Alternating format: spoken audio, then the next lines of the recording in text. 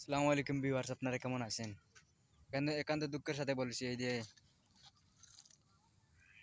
সারা দেশটায় পানির মুড়ে। এটা হলো সিলেট এলাকা। এই যে আমাদের বাড়ি কাল হঠাৎ করে রাত এমন বৃষ্টি হয়েছে, তারপরে দেখা যাচ্ছে যে ঘরের ভিতরে পানি ঢুকে গেছে। এখন তো আর কিছু করার নাই, পাশের বাড়ি গিয়ে আশ্রয় নিয়েছি। এই দেখেন আর এখন ঘর, আমাদের চাচার বাসা।